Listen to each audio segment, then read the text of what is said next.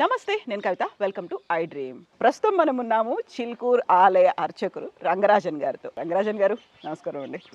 ఇప్పుడు రామ్ లల్లా బాలక్ రామ్ అయోధ్యలో కొలువై ఉన్నారు. తన సొంత ఇంటికి వచ్చేసాడు 500 ఏళ్ల తర్వాత.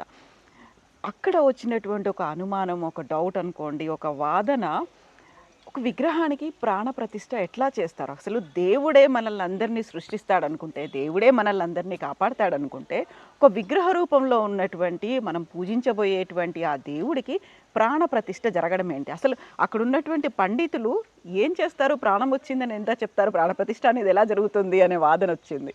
అమ్మా, అది ప్రాణ ప్రతిష్ఠ కాదమ్మా, అది విగ్రహ ప్రతిష్ఠ. ఓకేనా?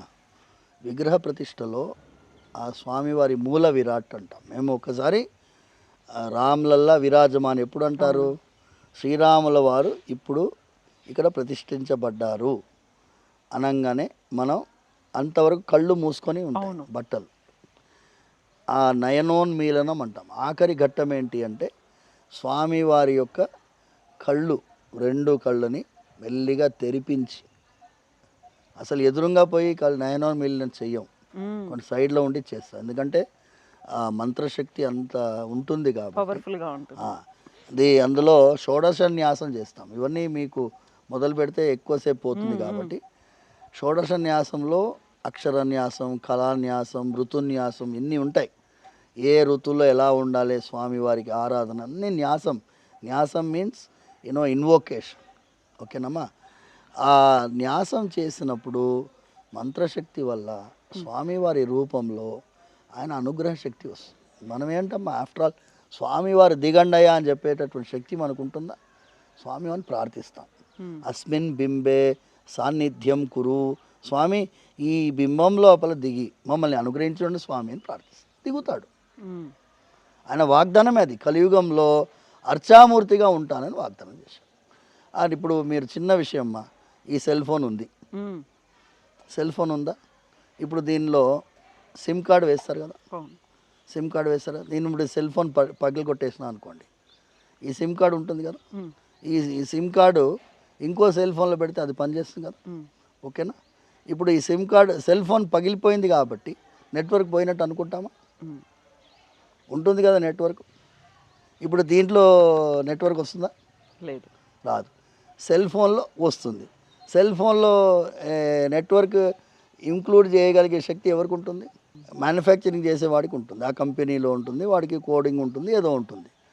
అలాగే స్వామివారి యొక్క ఆవాహన చేసే ప్రక్రియ మాకు ఉంటుంది. మేము మూలమంత్రం ద్వారా పిలుస్తాం. వస్తారు, తప్పకుండా వస్తారు, వచ్చి అనుగ్రహిస్తారు. మీకు ప్రూఫ్ బోర్డు అంత ఉన్నాయి. మొన్న ఆయన ఎవరో అన్నారు, ఆ గర్భగుడిలో వానరం వచ్చింది, పండు తినిపోయింది. మీకు ఇంకా ఆశ్చర్యం వేస్తుందమ్మా. 2005 అనుకో, 2004 2005 పూరి జగన్నాథ్ దేవాలయంలో విగ్రహాల దొంగతనం జరిగింది. జరిగితే అది పెద్ద hue and cry. Imagine, Puri Jagannath ఆలయంలో దేవతామూర్తులు దొంగతనించబడ్డారంటే ఆర్డినరీ ఐటెం కాదు కదా. అందులో ఒక స్వామివారి మూర్తి, అన్నీ దొరికాయి అనుకోండి, ఒక మూర్తి బావి లోపల వీళ్ళు వెతుకుతున్నారు, మొత్తం గాలిస్తున్నారు. ఎక్కడ మిస్ అయింది, ఎక్కడ ఉంటుంది? ఎందుకంటే వాళ్ళు పరిగెత్తి వెళ్ళిపోయారు. వాళ్ళు ఒక మూర్తి కూడా తీసుకుపోలేదు, పోలీస్ అంతా వేక్ అయిపోయిందని. బావి లోపల ఉంది అది, ఆ స్వామివారి రూపం. ఒక కోతి, పోలీస్ ఆయన ఎవరు అందరికంటే చీఫ్ ఆయననే, ఇన్వెస్టిగేషన్ ఆఫీసర్. ఆయన అటు బావి వైపు నిలబడి ఉన్నాడు, గోడ వైపు. ఆ కోతి ఆ ప్యాంటు పట్టి లాగుతున్నది. ఏమయ్యా లాగుతుందని చెప్పి ఇంకా ముందుకు జరిగాడు, ఇంకా లాగుతుంది, ఇంకా ముందు, ఇంకా లాగుతుంది, ఇంకా ముందు జరిగాడు. ఇటు చూపించి వెళ్ళిపోయింది కోతి. ఆయన ఏమన్నాడు, ఏదో చూపిస్తుంది ఈ కోతి, ఏమో తెలియదు, దిగండయా అన్నాడు. అందులో ఆయనకి దొరికింది అష్టధాతు విగ్రహం దొరికింది, వన్ ఆఫ్ ద మెయిన్. ఇప్పుడు ఆ కోతి ఎందుకు ఈయననే పిలవాలి? కోతికి తెలియదు, commander of this investigating team operation. ఆ ఒక విగ్రహ రూపంలో ఇంత శక్తి ఉంటుందా అనే క్వశ్చన్కి ఆన్సర్ అది. You can communicate. భగవంతుడితోటి మీరు కమ్యూనికేట్ చేయాలంటే మన ధర్మంలో విగ్రహ రూపం అవశ్యం. వేరే మతం వాళ్ళు ఏమని అనుకోనియండి, ఒక అది రాతి బొమ్మ, దాంట్లో ఏం పవర్స్ ఉంటాయి వాళ్ళు అనుకోనియండి. వాళ్ళది వాళ్ళు నమ్మమని మనం అనట్లేదు కదా. ప్రపంచాన్ని అంతా మొత్తం మన ధర్మాన్ని నమ్మమని మనం చెప్పట్లేదు కదా. మా నమ్మకంలో అది రాములల్లా విరాజమాన్. శ్రీరాముల వారు ఉన్నారు, బాలరాముడుగా ఉన్నారు. ఆయనకి నైవేద్యం చేస్తాం, ఆయనకి మంగళారతి ఇస్తాం, ఆయనకి అభిషేకం చేస్తాం, ఆయనకి స్వామివారికి సర్వోపచారాలు రాజవత్ ఉపచారం చేస్తాం, భక్తితో చేస్తాం. ఆయనని ప్రాణప్రతిష్ఠ కాదు, అది వాళ్ళు వర్డింగ్ వాడారు. విగ్రహంలో కూడా మీరు ఒక దైవాన్ని ఆవాహనం చేసేటటువంటి ప్రక్రియని వాళ్ళు ప్రతిష్ఠ అంటారు. మీకు అర్థం కావాలని ప్రాణప్రతిష్ఠ పెట్టారు పేరు. They wanted to tell. మేము అలా అన్నాం, ప్రతిష్ఠ అంటాం, స్వామివారి ప్రతిష్ఠ అదే అంటాం, స్వామివారి ప్రతిష్ఠ అంటాం. ప్రాణ ప్రతిష్ఠ అనేటప్పటికీ మీరు ఈ ప్రాణం పోసే శక్తి, రాయిలో ప్రాణం పోసే శక్తి పంతులకు ఉందా అని అనుకోవచ్చు. మేము అనలేదు, మేము విగ్రహ ప్రతిష్టాపన అంటాం, అంతే అంటాం. స్వామివారి ప్రతిష్టాపన అంటాం. చిలుకూరు బాలాజీ మూలమూర్తిలో సంప్రోక్షణ అంటాం. సంప్రోక్షణ అనే పదం ఇంకా కరెక్ట్. సమ్యర్ ప్రోక్షణం, మంచి మంత్ర ప్రోక్షణం చేస్తాం. ఆవాహన, షోడశ న్యాసం, హోమాలన్నీ జరుపుతాయి. 1000 కుండాల కంటే ఎక్కువ పెట్టి కుండాల్లో మూలమంత్ర జపం చేసి హోమం చేశారమ్మా. It's not an ordinary item. మీరు జస్ట్ ఆ స్క్రీన్ ఓపెన్ చేసి తెరిచారు అనుకుంటున్నారా? చుట్టూ జరిగినాయి కార్యక్రమాలు. ఆయన పేరేంటమ్మా, ఉత్తరాది మఠం స్వామీజీ ఉన్నారు, పేజావర్ మఠ స్వామీజీ, పేజావర్ మఠ స్వామీజీ ఉన్నారు, ఆయన విశ్వప్రసన్న తీర్థ స్వామి, ఆయన ఉండినారు. మొత్తం చాలా అద్భుతంగా జరిగిందమ్మా, దీంట్లో సందేహమే లేదు. ఇంకో ముఖ్యమైన నిన్న చెప్పాను కదా, 26 జనవరి 2024 నిజమైన రాముల వారి రాజ్యం స్టార్ట్ అయిపోయింది. This is Ramayana republic. ఇది రామాయణ రిపబ్లిక్ అని చెప్పి. అయితే స్వామి, ఇప్పుడు మీరు చెప్పినట్టుగా కళ్ళకి తెర ఉంటుంది, దాన్ని మెల్లిమెల్లిగా తొలగిస్తారు, అది కూడా ఎదురుగా లేకుండా పక్క నుంచి తొలగిస్తారు. బట్ అక్కడ కింద PM నరేంద్ర మోదీ కూర్చున్నారు, పూజలు చేస్తున్నారు. ఆ తర్వాత ఒకేసారి కెమెరా పైకి తీసుకెళ్ళిపోయారు. అక్కడ మనకి తొలగించినటువంటి తెర కానీ అవన్నీ ఏం కనిపించలేదు కదా, అవన్నీ ముందు జరిగాయి, ఏం జరిగింది అక్కడ? అండ్ దీంతో పాటుగా అసలు విగ్రహానికి సంబంధించినటువంటి ఫోటోలు ముందుగానే ఎలా బయటకు వచ్చాయి, అక్కడ అపచారం జరిగింది అనే మాట కూడా వినిపించింది. కొంతమంది పీఠాధిపతులు ఆ మాట మాట్లాడారు. ఇది నేను ఏమంటున్నానంటే, ఈ డిస్కషన్లో మనం ఇప్పుడు పోవద్దు, ఓకేనా?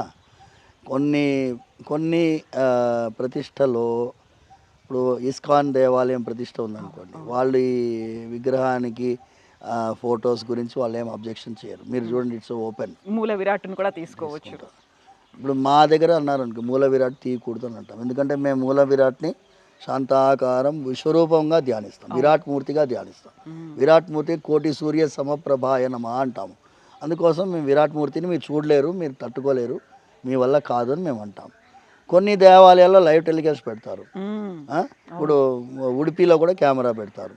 మనం ఎందుకంటే అపచారం ఎందుకు, ఏదన్నా మీకు సంబంధం లేని విషయాన్ని గురించి నెగటివ్గా మాట్లాడే వాళ్ళు 1000 మాటలు మాట్లాడతారమ్మా. రాముల వారికి సంబంధించినటువంటి ఏ విషయం కూడా అపచారం కిందికి రాదు. ఆయన మన కోసం దిగి వచ్చాడు. ఆ రోజు 22 జనవరి ఆయన ఎత్తుక్కున్నాడు, ఆయన దిగాడు, ఆయన పద్ధతి ప్రకారం ఆయన జరుపుకుంటాడు, అన్నీ చేసుకుంటాడు. మనం అందరం పాత్రధారులము, ఆయన నడిపించేవాళ్ళు, సాక్షులుగా ఉన్నాం మనం అక్కడ. స్వామి, ఇప్పుడు మనకు సాక్షులు, పాత్రధారులు ఇవన్నీ అనుకున్నప్పుడు జ్ఞానవాపి మసీదుకి సంబంధించి ఏఎస్ఐ రిపోర్టు వచ్చింది. సో అది మొత్తం హిందువుల పక్షమే ఉందనుకోవాలా? మళ్ళీ ఏఎస్ఐ రిపోర్ట్ ఆధారంగా మళ్ళీ కోర్టులు ఏం తీర్పు చెప్తాయి, ఏం జరుగుతుంది? నేను ఇంకా అది రిపోర్ట్ చదవలేదమ్మా. నేను దాని గురించి మనం ఇంకో రోజు మాట్లాడుకుందాం. నేను ఏమంటున్నానంటే ఒక చిన్న మాట, ఇది క్లోజింగ్ ముందు. జ్ఞానవాపిలో కూడా మేము ఇంప్లీడ్ అయి ఉన్నాం. ఎందుకంటే జ్ఞానవాపిలో ఎప్పుడు ఇంప్లీడ్ అయ్యాము అంటే, దైవానికి కూడా రాజ్యాంగబద్ధంగా కొన్ని అధికారాలు ఉంటాయి. అక్కడ మీకు శివలింగం దొరికిన వెంటనే మీరు ఏం చేయాలి, అక్కడ ఒక పక్షం ఏమంటుందంటే, మేము అక్కడే కాళ్ళు కడుగుతాం అంటుంది. మరి శివుడి పైన కాళ్ళు కడగడానికి అలౌ చేయొచ్చా, అలౌ చేయకూడదా అనేది రాజ్యాంగబద్ధంగా మీరు నిర్ణయించుకోవాలి. అంటే 1991 ప్లేసెస్ ఆఫ్ వర్షిప్ యాక్ట్ కింద character of the institution first decide చేయాలి. ఈ క్యారెక్టర్ ఏముండింది డిసైడ్ చేయడానికి మీరు యూస్ఫుల్ అవుతుంది. అందుకోసం మేము ఇంప్లీడ్ పిటిషన్ పెట్టాము. We are also impleaded there.